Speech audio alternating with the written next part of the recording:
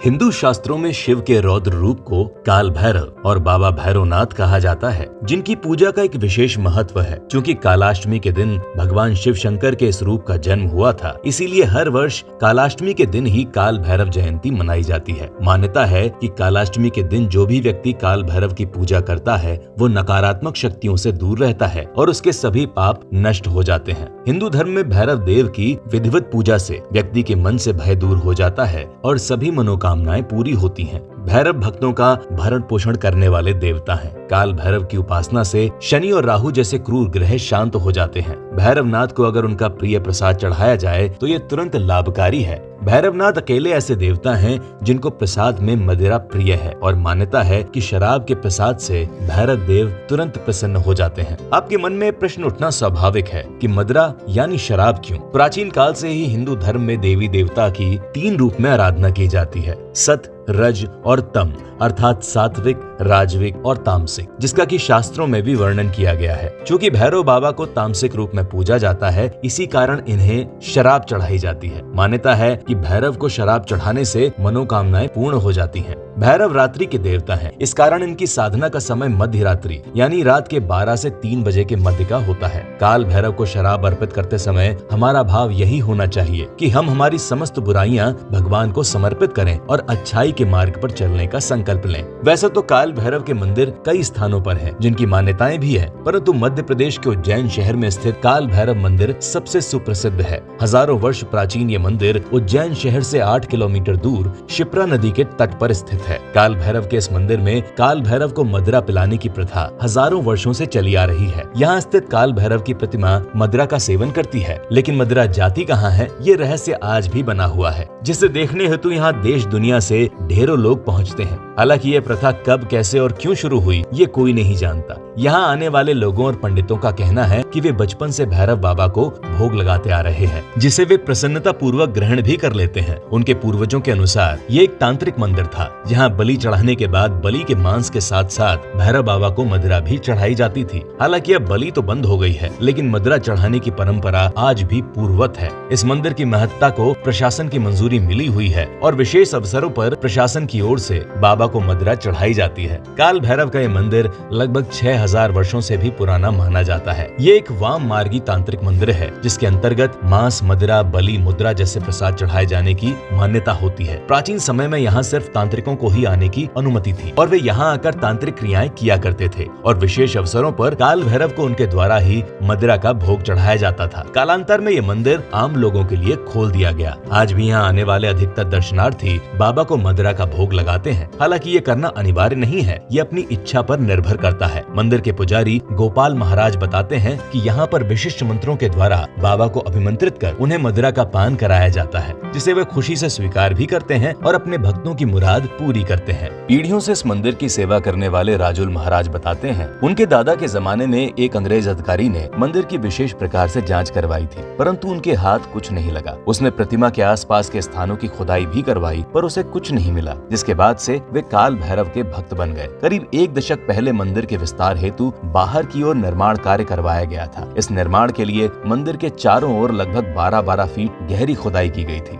हालांकि उस खुदाई का उद्देश्य मंदिर का जीर्णोद्धार करना ही था, परंतु उस खुदाई को देखने हेतु लाखों लोग यहाँ पहुँचे थे, क्योंकि सभी ये जानना चाहते थे कि जब काल भैरव मदिरा का सेवन करते हैं तो वो मदिरा कहाँ जाती है। इसी जिज्ञासा को शांत करने के लिए खुदाई कार्य के दौरान ढेरों लोग आए, परंतु खुदाई में कुछ भी नहीं मिला। बताया जाता है कि समय समय पर अनेक वैज्ञानिक भी इस मंदिर का रहस्य जानने के लिए आए, लेकिन वे भी इस चमत्कार को नहीं सुलझा सके। काल भैरव को दंड पानी नाम से भी जाना जाता है, क्योंकि ये हाथों में लोहे का एक मोटा डंडा लिए होते हैं, जिससे वे दुष्टों का संहार करते हैं। हालांकि भैरव भगवान को हमेशा दुष्टों का संहार करने या दंड हेतु ही नहीं, अपितु सज्जनों की रक्षा हेतु भी जाना जाता है। काल भैरव के गले में रुद्राक्ष की माला होती है। उनका वाहन एक काला कुत्ता होता है। भैरव बाबा की सवारी कुत्ता है, इसीलिए कुत्ते को विशेष दिनों में खिलाकर बाबा को प्रसन्न किया जाता है। वैसे तो काल भैरव का रूप भयभीत करने वाला अवश्य है, परंतु ये बताना आवश्यक है कि भले ही वे एक क्रोधित देव हैं, परंतु वे भी शिव जी के समान ही बहुत दयालु भी हैं। भैरव नाम 3 अक्षरों के मेल से बना है। इसमें भय का अर्थ सृष्टि के निर्माण से, रा का अर्थ सृष्टि के संचालन से व वा का अर्थ सृष्टि के विनाश से है। इस प्रकार भगवान शिव का ये रूप सृष्टि की रचना, पालन व प्रलय को दर्शाता है, जो सृष्टि के निर्माण व विध्वंस को भी प्रदर्शित करता है। शिव जी के अंश भैरव बाबा का कई अवतारों की मान्यताएं हैं, जिनकी उत्पत्ति समय समय पर भगवान शिव के द्वारा हुई। इसी कारण इनके जन्म से जुड़ी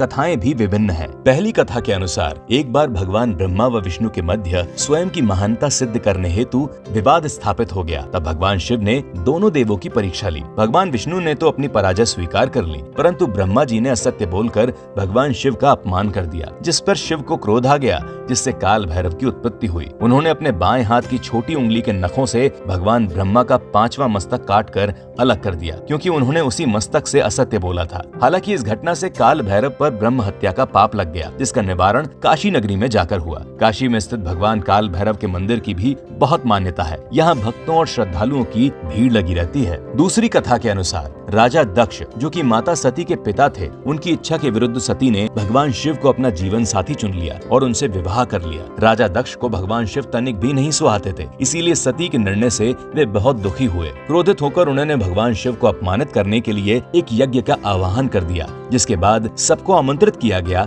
लेकिन सती तथा भगवान शिव को आमंत्रण नहीं भेजा गया। हालांकि सती को इस बात का जैसे ही पता चला, भगवान शिव से उस यज्ञ में शामिल होने के लिए वो निवेदन करने लगी। शिव जी ने उन्हें समझाया कि बिना निमंत्रण के किसी के आयोजन में जाना उचित नहीं होता। सती ने सोचा कि पिता के घर जाने में कैसा संकोच। वे शिव की बात न मानकर अपने पिता के घर चली गईं, जहां सभी देवी देवता, ऋषि मुनि, गंधर्व आदि उपस्थित थे। सती ने पिता के इस यज्ञ के आयोजन में भगवान शिव तथा स्वयं को न आमंत्रित करने का कारण पूछा, तो राजा दक्ष सबके समक्ष अपने कटु वचनों से शिव जी का अपमान करने लगे। इस प्रकार अपने पति के अपमान से आहत होकर सती ने यज्ञ के हवन कुंड की अग्नि में आत्मदाह कर लिया। उधर ध्यान मुद्रा में लीन भगवान शिव सती के आत्मदाह करने से अत्यंत क्रोधित हो उठे और राजा दक्ष के घमंड को चूर करने का निश्चय किया। भगवान शिव के उस क्रोध से काल भैरव की उत्पत्ति हुई। उन्होंने उसी क्षण काल भैरव से उस यज्ञ आयोजन में जाकर प्रतिशोध लेने को कहा। काल भैरव का रौद्र रूप देखते ही यज्ञ स्थल पर उपस्थित सभी देवी देवता, ऋषि भयभीत हो उठे। क्रोधित काल भैरव ने राजा दक्ष का सर धड़ से अलग कर दिया। कुछ ही क्षणों में भगवान शिव भी वहां पहुंचे और सती के पार्थिव शरीर को देखकर अत्यंत दुखी हो गए। क्रोध में आकर वे सती के पार्थिव शरीर को उठाकर पूरे ब्रह्मांड की परिक्रमा करने लगे। शिव जी की इस क्रिया पर विराम लगाना अति आवश्यक था,